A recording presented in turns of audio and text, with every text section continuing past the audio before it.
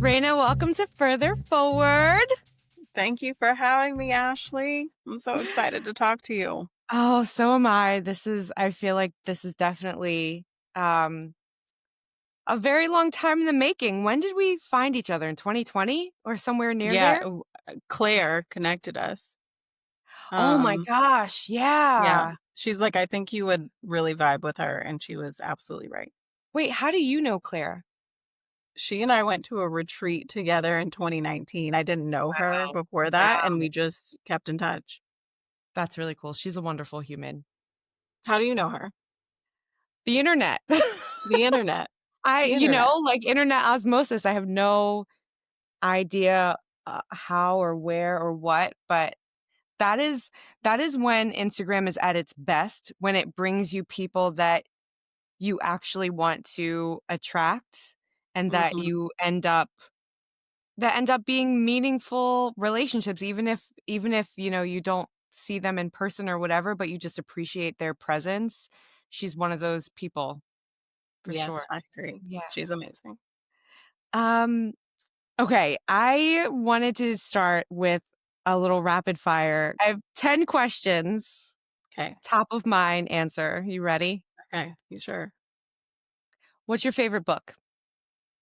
Oh, An American Marriage by T.R.A. Jones. Cool. Okay. Favorite song or artist? Ooh, I don't know. I think I'm gonna go with Prince for my favorite artist. I don't know that I have a favorite song right now, but Okay. Prince always, forever. I was not expecting that. I don't know what I was expecting, but okay. All right. I love it. Favorite way to move your body? Lifting weights. Mm-hmm. Celebrity crush. Michael B. Jordan, every Okay. I single. knew that was, I Yeah, knew that was never. coming. It's never gonna Okay. change. All right. Love it. Same. Favorite movie from your childhood? Clueless. hmm. Shittiest advice you were ever given? Ooh. Ugh, lean in. Wait, hold on. Pause. Say more. Why was that We shitty? because it is so lacking in any type of intersectional feminism Mm, class, mm, any of those things that like help you. Like I hate so much of the girl boss era, like not yeah. gonna lie. And I also hate that it's making a resurgence. Like I Mhm. have so many theories on it, but this is rapid fire, so we'll keep going. We need to I'm literally going to write that on my little page of notes because I feel the same and I want to talk to you about it and it wasn't something that I was originally going to say. So Okay. I'm going to put a pin in that. Who do you admire most? Hmm. I don't know. I don't know if that I have an admire most. There's like so many people that I admire or look up to. Mhm. Um, but I think I'm gonna go with my big sister today. I'm gonna go with my sister Rhonda. She's 16 years older than me. We have the same parents. They just, had us late. Uh, and My so jaw is like on the ground. she is like I would say like the percentages have changed over the year, but I'd say she was like 75% a sister and like 25% a mom because of how much older. She would pick us Mhm. up from preschool. And so now like we get to have like more of a sisterly relationship, but like she still is kind of like she's so much older than me. So but she gives Yeah. such she's a good listener, she's fun. We've had the best experiences together, but like just like watching her move through the world is also like was so influential on me. Mm, I love that. What's your guilty pleasure? Hmm. See, I don't think we should have like I don't think there should be any guilt tied to In pleasure. Like anything that we I do? hate guilt in general. But let's see. I like slow TV. So like Great British Baking Show or Bake Off, whatever. Yes. Like I'm Yes. into that.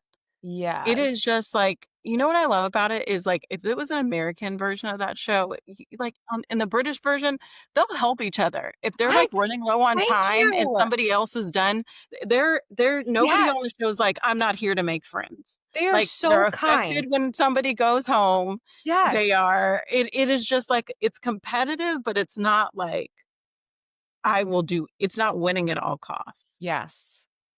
It's very regulating. Mark and I will watch it Yes. before bed because when else are you watching TV when you're a parent?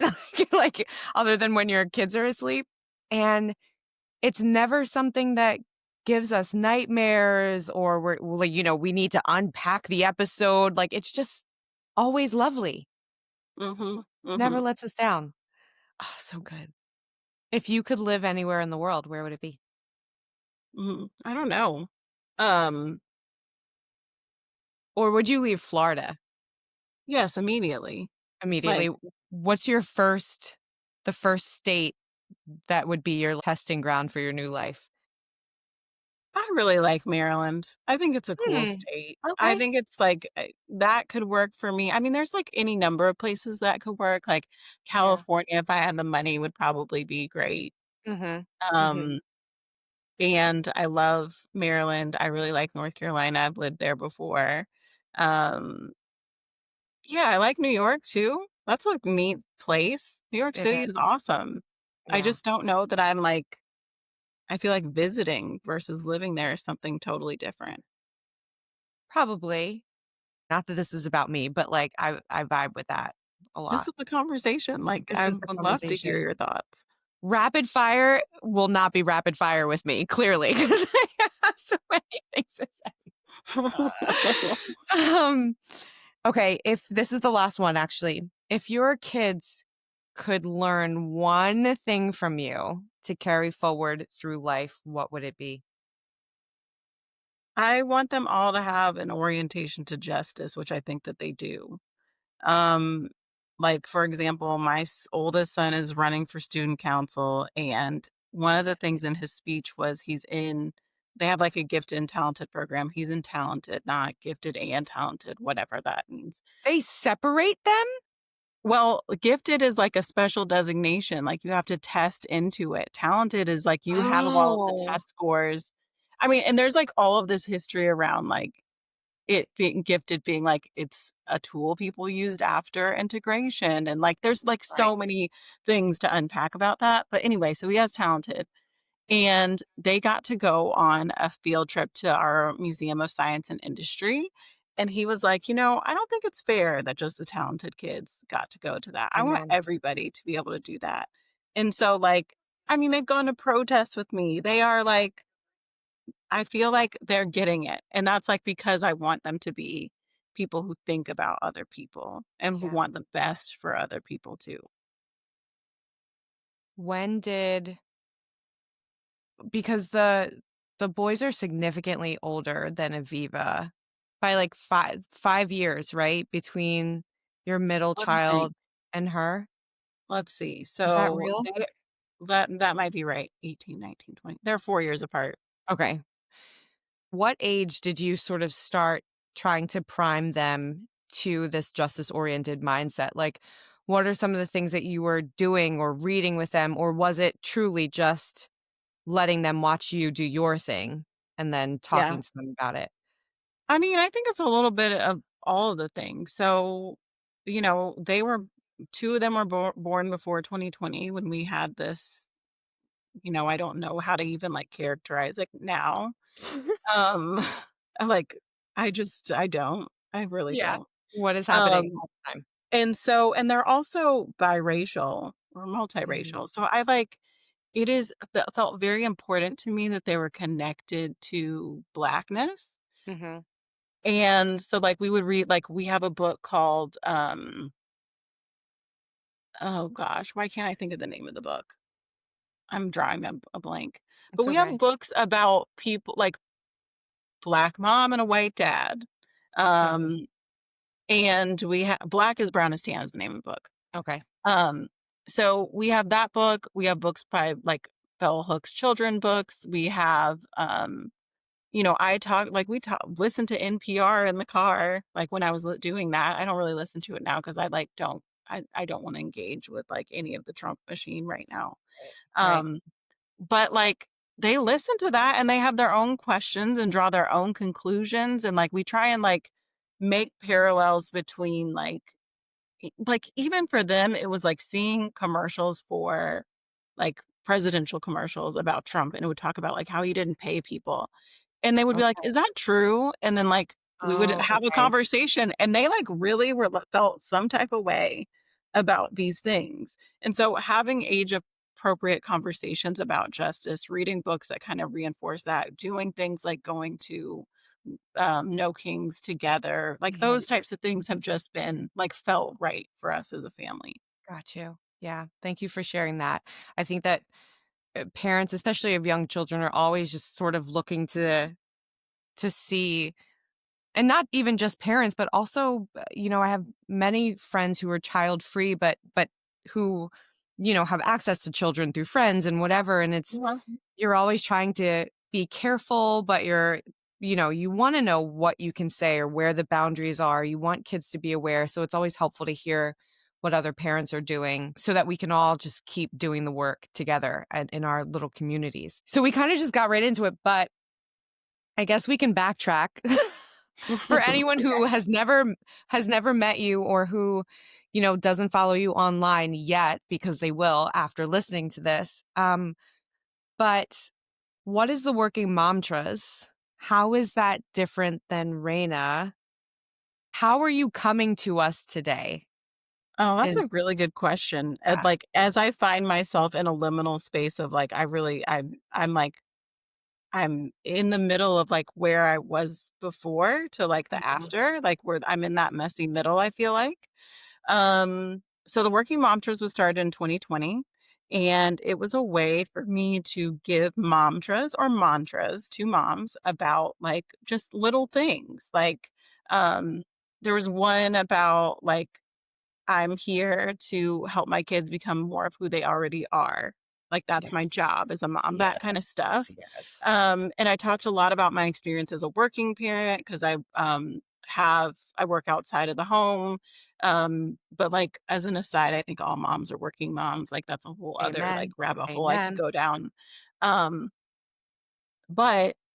so, like, it really emerges as a space for me to talk about those experiences because 'cause they're the ones that I wished I had. And I also had, when I started it, it was like, well, how do you, like, redefine having it all for yourself? And then, like, after or during 2020, I started it in 2020 at the very beginning. I started it in January, and then we all know what happened in March of 2020. So, like, that, like, really helped me, like, re-examine how I look at work and, like, what's actually important.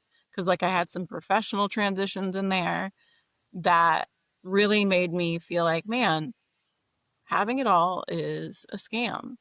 And I don't know that I want to participate in this way. Like, I want to change how I orient to this. And so, like, it really was a space was a space to kind of, like, question those things and think critically about the things that are asked of mothers, and also, like, give myself and others the language to do things a different way, or to do a way that feels more intuitive versus one size fits all. Um, and now I don't really post mantras, but I do talk a lot about the things that impact the conditions of motherhood and here in the United States and just in general. And that's like talking about paid leave and childcare and marriage and work and all of those intersections. Right.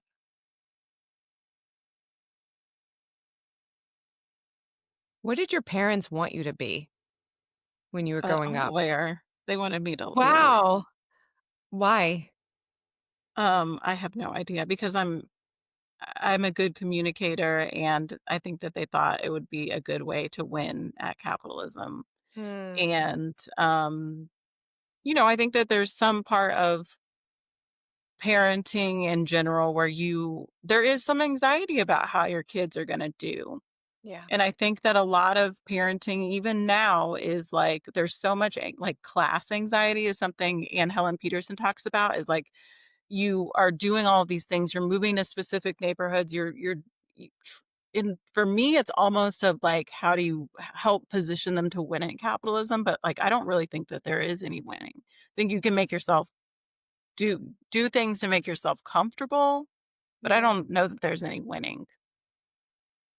So yeah, I think they wanted me to be an attorney, and I ended up majoring in magazine journalism, and I graduated during the Great Recession, and magazines were folding, and so anyway, I ended up working in HR through a very because nobody goes to school to be an HR person, but like to me, being an HR person means like I think it is so important for people in those roles to be pro worker and pro human.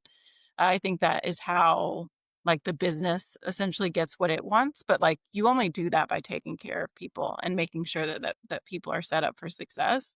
And Yeah. that's really how I go into that work is how can I be as pro worker as possible and help people understand their rights and what they're entitled to and how to operate in weird systems in a way Right. that makes them helps them to still feel human.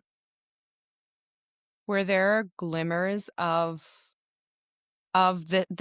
this person that you are today, like this iteration, because you are evolving, you've evolved just since I've been following you. Do you kind of look at your life now and be like, "Oh yeah, this makes sense," or did this all come out of left field for you, your work, your activism? Um, I don't think I would say that it came out of left field. I think that I'm showing up in the values that I want to be in, like, no Oh, matter whatever okay. the job is. I think that has been an important part of my evolution, like, I used to think it would be, like, the job that would determine, like, my happiness or my success Mhm, or a mhm. title or this, and, like, more as I get older, as I just continue to grow and develop as a human being, I realize that it's, like, being in a place or being having my values reinforced every day is like the thing that I want to be doing. And I don't necessarily know what the vehicle is. Like I was having this conversation with somebody the other day. Like there was this post a few months ago from Scary Mommy, and it was talking about the real world. And maybe it was like how people didn't know what, like their kids didn't know what it was. And I'm like, man, I auditioned for the real world old. Wow. Wow. And when I posted it on my like, the comment got a lot of hits. When I posted it on my story, a lot of other content creators, like, around my age were like, "I auditioned for the real world too. I didn't get on it either." And I'm like, "I wonder what this says about all of us who are, like, doing something where they're perceived all the time, but they're also Mhm. trying to be themselves. They don't wanna be an actress. They don't necessarily wanna do that, but they want to be seen and perceived and, like, get to be themselves while doing it. Like, there is something there, I don't know what it is. I've just been, like, really thinking about it for the past week. That is really interesting. It and here you are. I mean, there's something when I watch your content, I mean, like anything, it could be, making pancakes on your like your flat top griddle, which has definitely made me like I use my cast iron pan, but I've said to Mark, I want a flat top griddle so I can like make my pancakes like Raena. I'm hoping Santa brings me one this Christmas. One thing that I like about you and your content is that, yeah, I am watching you and it feels real and in many cases laid back like you're talking to your girlfriends and we just happen to be like maybe watching it not in real time, right? There's something interesting about that idea of being yourself but also perception and how you reflect our values back to us or how you challenge our values or how you help us expand them. I don't know. I'm not exactly sure if I can like land on some solid statement, but I do think that there's something interesting in there about what you're giving through your public work and how you're talking about like how your beginnings and then, auditioning for real world and stuff like that, like how that's all shaped and swirled into it. Yeah. I mean, I will say, I I being myself, I don't think is super great for the algorithm in that, like, Girl, listen. how It does not content like that. like you need to have a niche, right? And like your content all has to fit into a niche. And people who are selling a solution, like here's how I became the chief blah blah blah officer of what, and like I'm telling you how I do my work life. This is my schedule. This is like my morning. This is how I get ready. This is like I'm just like I love that for them. And also, that is so not me. Like I'm not selling anything, and like I really just want people to think critically about things, and I want my space to feel joyful and authentic. Um, and also it doesn't really fit into a neat little box. So like I think Mm. that's also a little bit of my reckoning with all of this of like, man, like I know the things to do to like be like a huge influencer, but I'm also just like, I don't give a shit about an Yeah, Amazon storefront. Like I just cannot be I cannot. agree. There's also something for me too where, it takes a lot of work to So much be work. It's a on your job. phone. It's a job and, doing the content and editing, but also, you know, interacting with your community, responding to comments and DMs and this and that and a third. And I don't know, I was thinking for me, this is something I'm always thinking of like, I don't want my kid growing up watching me on my phone all the time.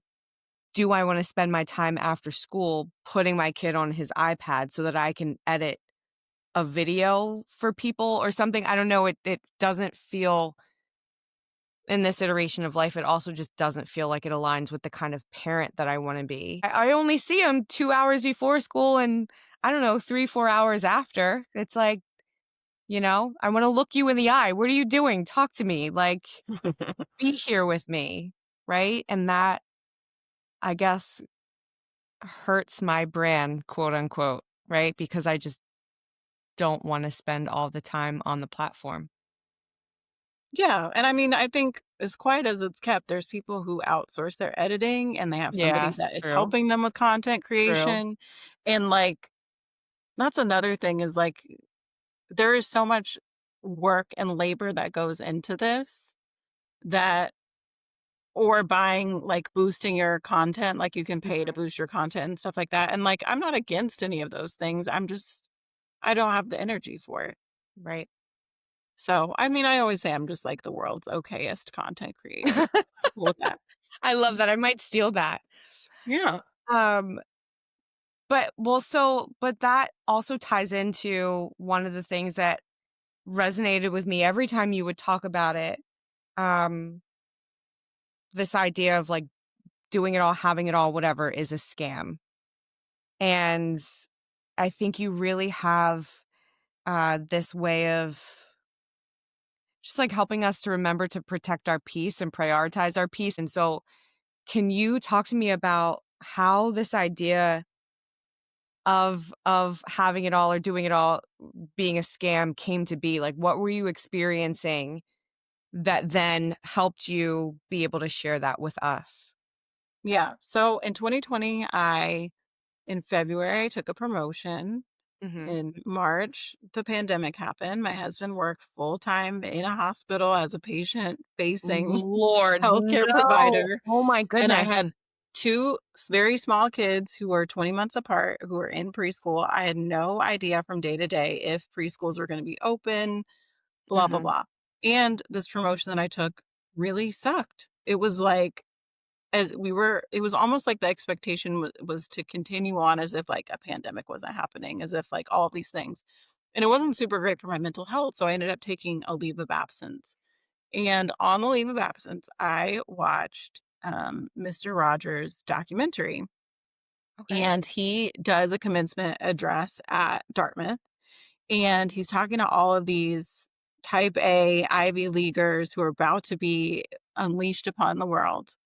And he says to them, "You don't have to do anything extraordinary or sensational." I don't remember what word it was, to be loved. Like you, I like you just the way you are. Like whatever you do, like you being you is just enough.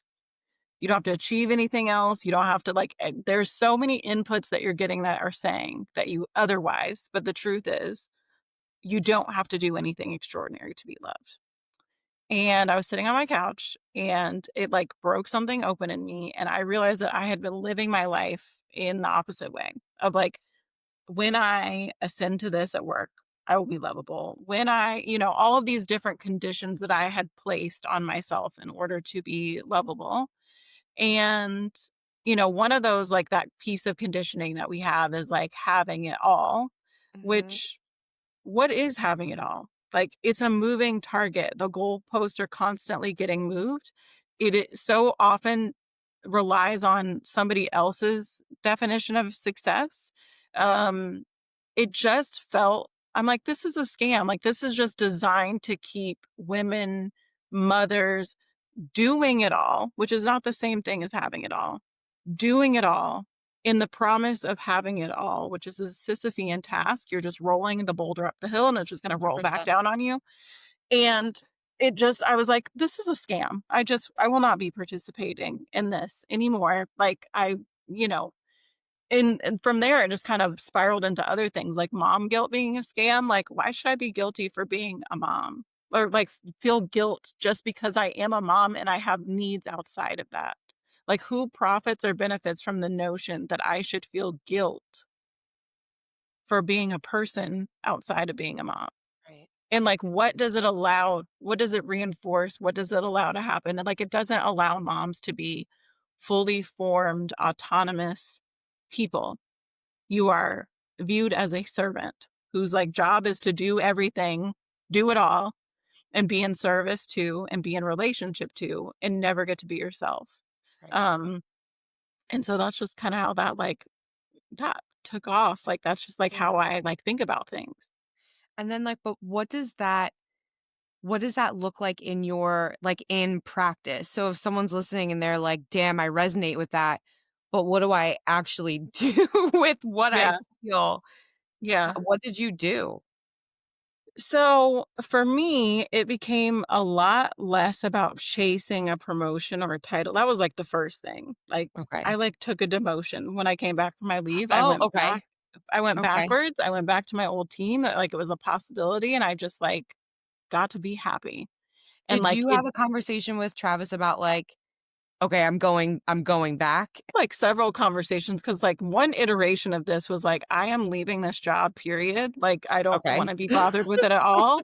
And I don't remember what his reaction to that was. Like, because I was like, I'll figure it out. It's like I always can find a job. Right. Um, but like I had an old mentor who was like, do not hold tight. Like I'm working on a couple of things, like chill before Yeah. you make any drastic decisions. But, like, he doesn't care about that kinda stuff, Okay. so at all. Like, he is not, like so that's, like, another like and that's also something I kinda grapple with of, like, I've made this decision that I don't have to have it all, but it means that, like I mean, there is a price to be paid for any decision that you made and, like, you make, and I do not make a ton of money. And, like, I am forgoing a lot of material comfort, because I don't really wanna have a job like, I know what it looks like, and I know what it is to be like, have those golden handcuffs, Right. and I don't wanna put myself in that position because, like, to my earlier point about values alignment, it's like, it's not that I don't think I will make really good money someday, but it has to be values aligned. Yeah. Um, yeah. I hope that answered that. I feel like I probably, like, went down a couple No, no, no, avenues. no. You're great because I also interrupted you. I just, like, needed to That's okay. know what kind of conversation that was within Mhm. your household. So, you took the demotion, and you're saying that you make less money, so you give up material comforts, but then I wanna bring us back to that idea of class anxiety. How do you manage that of saying, "Okay, well, then that means my kids might not have this extra XYZ," that Mhm. I think a lot of times we think that our kids need all of these things to be competitive, and really, I think what we're learning is that like, being competitive in some ways, it's like, do they have a regulated nervous system? Can Yeah. they have a conversation face to face? Yeah. Like, how human are they? It feels like that's the competitive edge that maybe we're going towards, but how do you reconcile that class anxiety? with your own happiness and values. Yeah. So, I mean, my kids are not missing out on anything. Like for me, like they do sports. They go through the Y and they go through the rec center. That's another thing is like I'm not paying I don't have the money for club sports or whatever is the Right, thing that's going on now, but, like, right, they still are gonna do sports through the Y or a rec center or something, and, like, that to me, like, makes things feel more accessible, and I right, also think it helps them interact with, like, a broader cross section of people. That's, like, what I would much rather them have is, like, that ability. I mean, the class anxiety is for me because, like, I want a Volvo or whatever, you know what I'm saying? Like, there are certain things that I still like the default is like, I will be happy when I can do this, or if I could just do that, right. or whatever the case may be.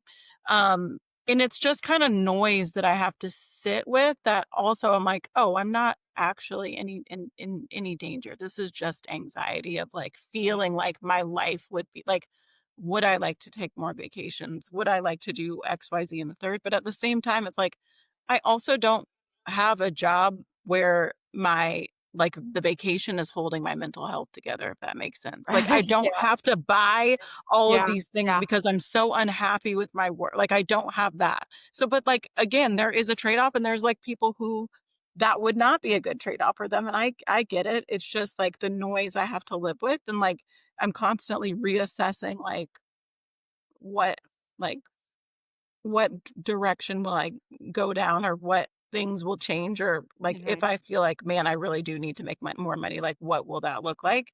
Right. But right now it's like time freedom is more important to me because like when I Yeah. leave work, Amen. I do not reopen that laptop. Like Right, we nobody where I work is working after like 5 o'clock. Like the day is just done. And I've right. also been in places where, like, that hasn't been the case, and, like, it's just everything is a trade-off. So, for me, it's just really sitting with, like, okay, like, checking in with my values and seeing like, just assessing, like, where I am in all of this, and, like, that's not to say that I'm also not like, man, like, there are plenty of people also this is like a whole other soapbox that I could get on, is like a lot of content creators and like people do not disclose that they have a rich husband and that is how they're able to do those things. Speak on And it. like, Speak on it. no, I am not being shady when I say this, but also like that's like a whole different like way of operating and being Yes. and doing. And it comes with its own trade-offs of, you Yes. know, whatever. And like there are moments when I'm like, I really would prefer to have a rich husband and just do XYZ in the third, but, like, Yeah. that's also not how the cookie crumbled. Right.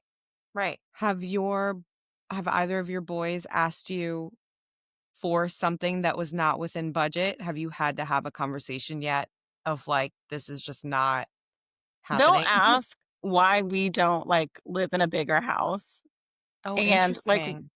because, like, we live in a very like, so we moved this is, like, another soapbox, like, we moved to this area for the schools, like, I Mhm. loved the neighborhood we were in before this, and that was, like, a whole thing of us making the decision to move over here closer to family for support.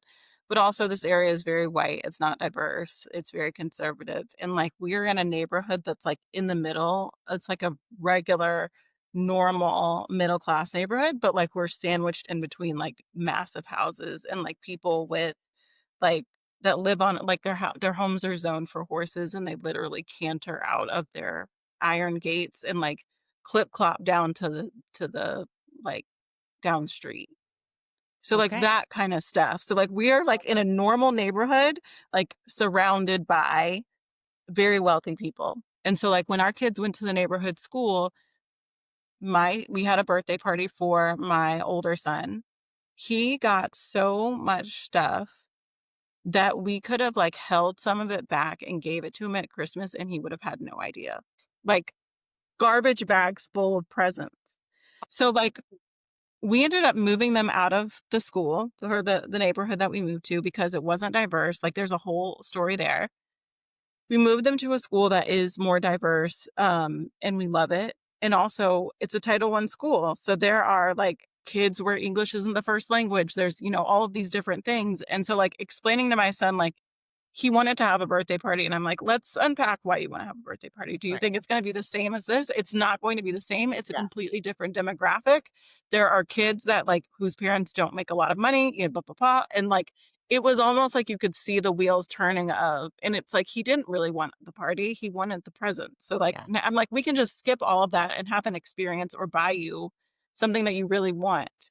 So, like, Mhm. we don't have, like, that type of stuff, but, like, they do know that, like, money factors into stuff, or we'll just say, like, "We haven't budgeted for that." Like, we, like if Right. we wanna go to Disney, that's something we have to think about and save for and plan for, and, like, it's not the like, you will be okay.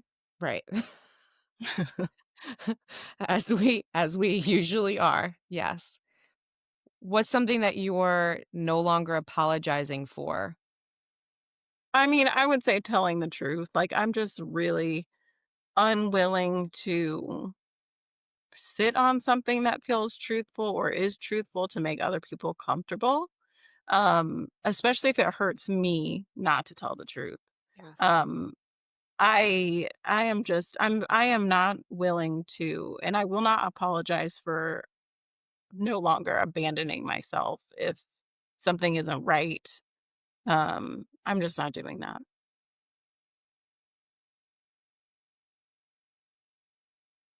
That's really I don't wanna say so hard to do because I also don't wanna turn this into a limiting belief. I feel like it's worth asking you where you summon that courage from or what it is that, like how are you able to do that? Because to be like, "I'm not doing this anymore," where does that come from for you? All the times I abandoned myself and felt like shit after, and like, it hurt me as a person to abandon myself, like, whatever the thing I was abandoning myself for was never worth the cost to myself, and just getting to the point of like, "Oh, I know what that feels like. There is Um, nothing that is worth this. I will not be doing that. Thank you." have you gotten burned, like, where there has been a consequence to telling your truth that you were maybe not expecting or that you had to recover from? Um, I mean, I think with leaving Chamber of Mothers, like, a big back and forth in my head was, like, all of the like, nothing is all good and nothing is all bad, right? Mhm. So, like, knowing I'd be foregoing the good or the benefits, um, the status, the any of those things in favor of choosing myself and Mm, what I knew like, my integrity and what I knew and felt in my mhm. heart was right. Um, so, like, I mean, there's not no part of me that regrets that, but, like, are relationships forever changed? Yes. Are there people who felt like they had to pick a side in the divorce? Yes. Does it mean that, like, I've, like, completely had to reorient, like, what I'm doing or how I'm doing it or, like, who I want to be in the aftermath of all of this? Yes. And 100,000 million trillion percent worth it. I would pick do it again and again and again and again. That okay, I hear you. The thing that I wanna make sure people hear, and what's always good for me to hear too, it's not like I'm not people. I think sometimes we get seduced into thinking that when you do something for yourself or when you live in your values, that then, like, things are just easy. That it's easy to stand up and defend your boundaries or defend yourself or whatever, but there's always consequences, and there's always some kind of fallout that maybe you were expecting, maybe you were not expecting, but I Mhm. I mean, I think that's right. I think that it's also just like, yes, what you're saying, and also what could make it worth it to abandon yourself? Or like, what is know. the thing? Yeah. Like, what is the, like, it really plays into the conversation that we've been having is like, there are consequences to anything that you do, and there's trade offs for anything that you do. And like, you have to be okay with what those are. Right. And so I just try to make decisions that I am okay with the trade-offs, and, Mhm. like, I think about them and think about them. It's not like I'm not ever doing anything in a way that's not thought out or intentional, or that I don't have my feeling reasons, or Yeah. haven't tried to prevent something from happening, Mhm. or, like, really try to get in front of it if I felt it was worth, like, if I felt that there was any other way, so to speak, in any situation, not just that one.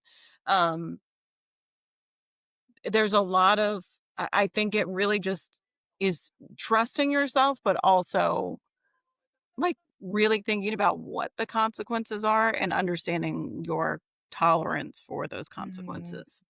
That makes a lot of sense to me. For people who are like, "Wait, what?" Can you tell us a little bit about what Chamber of Mothers is? It's this Yeah, organization sure. that you helped found. Yeah, Um, why like, where were you in life when that started to become something that was important to you? sure. So in 2021, I had my last child, my daughter, and she was the first child that I had paid leave for, and it changed my life. She was the first child that I didn't have any postpartum depression or anxiety. Um, I had almost 6 months off with her, and the Wow. majority of it was paid, Wow. um, and during that time, like, there was the advanced child tax credit, and so my husband, like I said, worked in healthcare. He did not have access to paid leave, like most hospitals don't. Um, he didn't have access to paid leave, um, but because I had paid leave, we could take the financial hit of him being off work, so he was, like, off for almost 9 weeks. Wow. And at the same time as all of this was happening, Build Back Better, which was the Biden administration's like plan that had paid leave and affordable childcare. Anyway, paid leave was a part of that. It included 12 weeks of paid leave for families and to take care of yourself or a sick loved one, and it went from 12 weeks to 4 weeks to 0 weeks. And a bunch of women on the internet got mad. I went on PBS NewsHour and talked about my experience because the differences between my postpartum experience with my boys and the one with my daughter were just like no comparison. And it felt to me at the time like it felt so urgent that like I had this experience and I'm a good communicator and like I have to speak up about this. I have to if there's any way that my story could move the needle, like I would like to use it and be a part of communicating that. So anyway, at the same time a bunch of other mothers on the internet and people with large motherhood accounts were talking and they said we don't know if it's a strike, we don't know if it's a union, and I said whatever it is I want to be involved. So anyway, we formed the Chamber of Mothers. I think there were 8 of us total, and from there, like we organized in Zooms, we were connected to advocacy groups, we connected moms from our communities to members of Congress. We did so much work. By the end of the year, we knew that paid leave was not going to make it into back into Build Back Better. Like they did bring it back with 4 weeks, but like that's not the version of the bill that was signed. Um, and we decided to continue on after, and we became a nonprofit. And so there were, so many different things like going to DC and talking to the press and hosting events and standing up local chapters across the United States. Um, and in earlier this year, there were a few things that happened that made me feel like it was no longer within my integrity to be a part of this, and I left, and it was very hard and it was very painful. Right. Um, and so that's the context there. Thank you. And so, like, obviously, even though your time with that org, you know, has come to a close, your story is so clearly woven into the threads of the organization. And so, like, looking forward, how are you well, how are you looking forward? Like, what kind of world are you building? What's your vision for how you continue to contribute in the future? That's a really great question. I think telling my story where I can and continuing Yeah. to advocate for mothers and in the work that I do now. Um, but it's also like a big TBD. Like, I don't know how this is going to evolve. I do think it's so important and something that I want to stay connected to, and I'm still connected to people within organizations and movements and elected officials and that sort of thing. Um, but I don't know what it looks like to do it like in a more solo capacity. And I also know that I don't really have the bandwidth to start anything new. I don't really want to do that. Um, but, like, I do think that, perhaps there are other ways for women to be doing this work, and, like, one thing that have been encouraged by seeing is that there are moms who've formed political action committees where they can be political and they can endorse, and they Mhm. are having success, and, like, I would love to see more moms doing that and not being afraid to be political. Because these are, like everything that we've talked about is deeply political. There's, like, Right. no separating it, and I think that women and mothers have been taught that, like, paid leave is a women's issue, it's not an economic thing, but, like, these are things that have huge impacts on they are kitchen table issues, they are economic issues. The cost of childcare outpaces rent and mortgages in, I think, all 50 states. These are not nice to haves. They are absolutely essential to a functioning country and economy. Um, and I really would like women and mothers to be able to say with their full chest that this is political, I am political, motherhood is political, parenting is political, and, act accordingly. Right. Right.